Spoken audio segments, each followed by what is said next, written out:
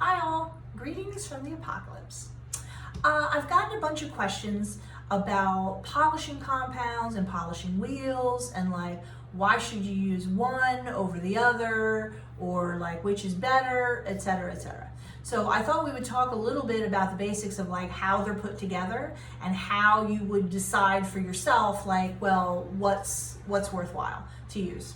Okay, so first, we have polishing compounds. Normally the only one that I use is something called Fabuluster, which I use primarily for polishing steel tools and stuff like that. But the way that every one, I'll just push it up there so you can see, every one of these polishing compounds works essentially the same way. Okay, there's some kind of grit that they put in there. Like rouge, for example, it's essentially rust, which is very, very fine, which is why when you use rouge, you get a high shine. But essentially it's some kind of grit, and then it's in this grease. It's basically grease that is solid at room temperature. So then when you use it on one of those spinning wheels, you get little friction, it builds up the heat. So when you use it on a piece, basically it warms up and that grit spreads over the piece, and that's what polishes.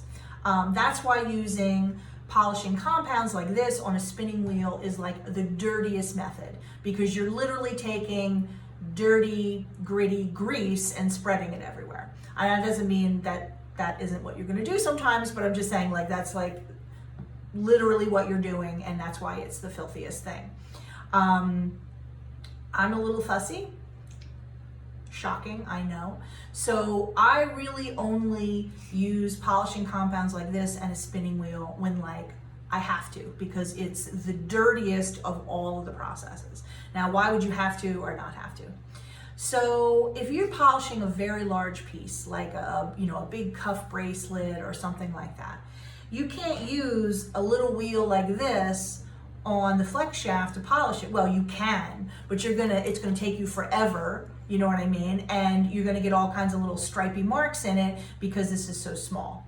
So normally I only use the compound on something big with a broad surface that it's just like impractical to clean up with something small like this. So I don't actually have one of those big, spinny things with the buff and everything at home, because I don't do that all that often. So I only do that at jewelry arts every now and then if I need to. Primarily, I use little things on the flex shaft.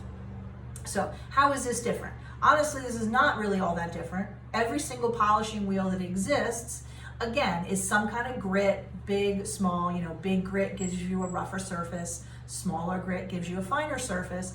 The difference is that they basically put them in these like sort of rubberized or silicone base, so it kind of holds it together. I mean, definitely as you're using these wheels, you'll see little bits of it come off, and it is dirty, but it doesn't create quite as much of a just like, greasy dirt everywhere kind of a thing.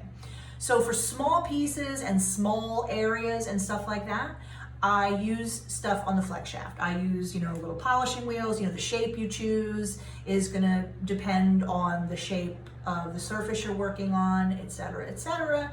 But, so that's what I do.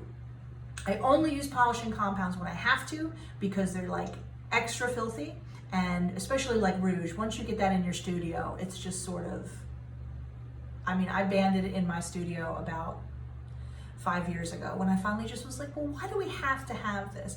And we got at least some cleaner, not the red, which is the rust and just gets everywhere. But there's a whole lot we could dig into as far as polishing compounds and whatever.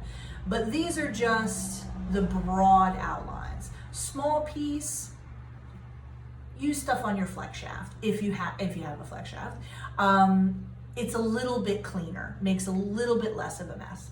If you have big stuff and those little things aren't practical, then you're gonna need your polishing compounds.